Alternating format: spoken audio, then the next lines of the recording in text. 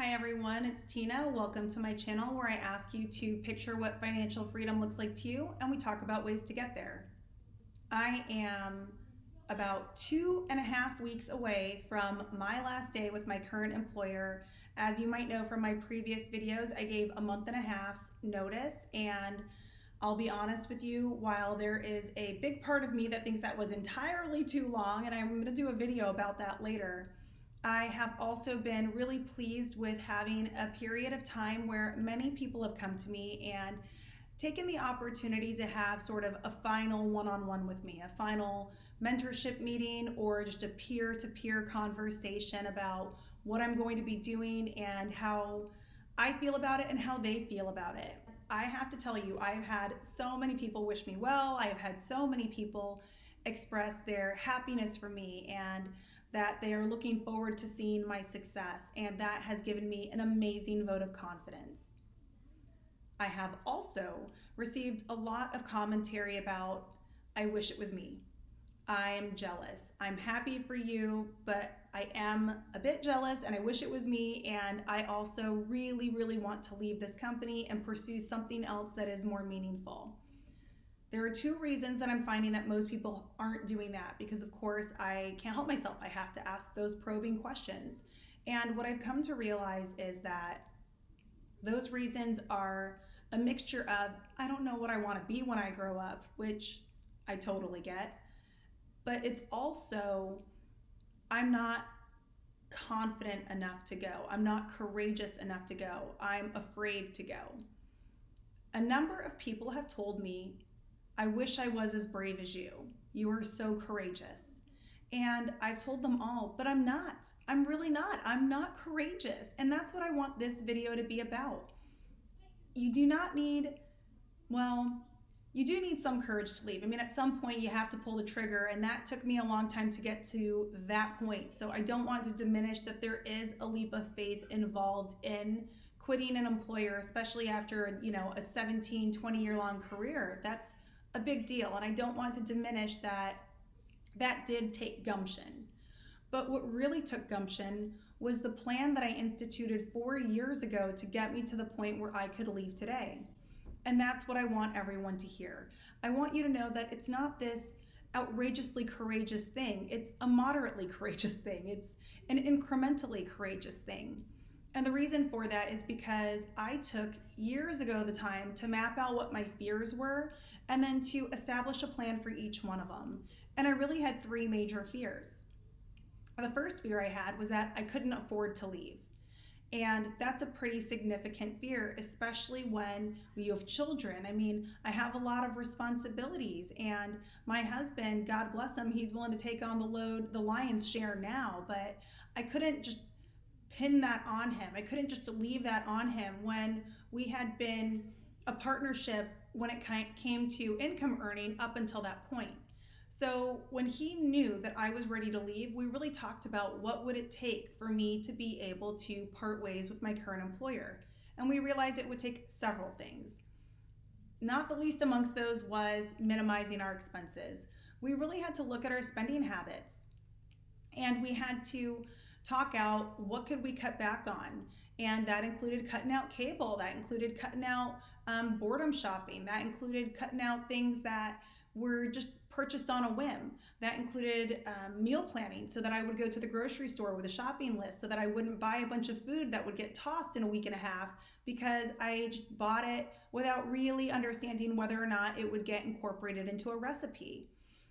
With that extra money, after we minimized our expenses, I was able to then really tackle debt. My husband and I went balls to the wall, Dave Ramsey, I've got a ton of videos about that, and we got rid of debt.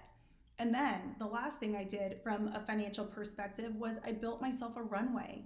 And this is what I think so few people realize is I'm not as courageous as you might think because I gave myself a runway.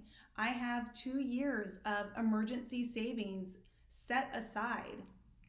I have that money set aside so that if this business venture of mine flops, I have really a long time to make it not a flop. I guess that's what I'm ultimately saying.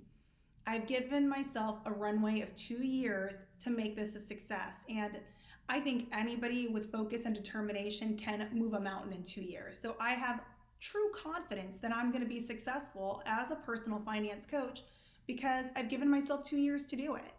And I really think that through incremental progress, it's going to be absolutely possible to me to make this a viable business. The next thing that I was afraid of was this idea of I would be an imposter. I knew back in 2015 I wanted to pursue coaching. I have done counseling and mentorship, and so I really thought, by the way, when I say counseling, I mean like as a trusted advisor, as like a confidant for other people. I'm not like a psychology or a psychologist. I'm not a true counselor, but I truly love self-help. I truly study these things. I invest a lot of my time and energy into self-reflection and thinking about other people's experiences. I'm highly empathetic. And so I have been approached by my peers, by my direct reports, and on occasion by friends and family members who have been curious about my thoughts on different matters because they know that I have these interests. And to me, that all equates to coaching.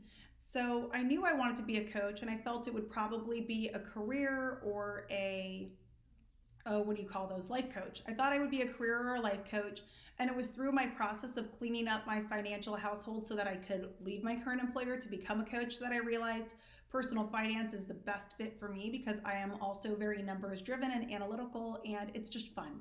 I like it. It's fun to me to build budgets. And so, incidentally, if you're looking for somebody to build you a personalized budget, I will be available for new clients here shortly. I say that as a joke. I'm not really trying to make you guys hire me just yet. I'm not even going to take new clients until August, but I want that to be an indicator to what I'm talking about here. I had to practice and get myself to a point where I would be willing to say that.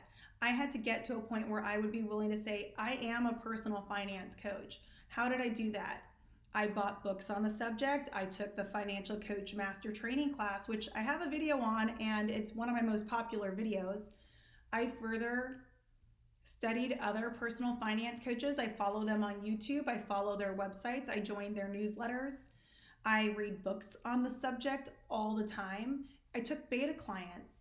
I have made myself feel confident as a personal finance coach by giving myself the experience to put myself out there and say from a perspective of truth, I can do this, I can help you, I add value in this space. The third fear is the one that I'm working on right now, but I truly believe because I've overcome the first two fears, I will overcome this as well. My last fear is, what if I can't find a paying customer? What if nobody wants to hire me? What's really exciting about this channel is I am going to overcome that fear, and you guys are going to watch me do it. I am literally going to put myself out there, and this is where maybe courage does really play a role, because I am taking a leap of faith that somebody will pay me for this service. Because up to now, all of my clients have been beta clients where I've given them the value that I can offer in exchange for testimonials and experience. And that's been wonderful because it's helped me identify who my ideal client is, who are the people that I feel the most strongly able to support and help right now. And if I can market toward those individuals, then I have a better likelihood of success. That being said, I'm doing other things to improve my likelihood of being able to get paying customers. I'm studying, again, those other personal finance coaches, but I'm also getting books on entrepreneurship. I'm getting books on marketing. There's that, I can't think of the guy's name right now, but his book is Story Brand.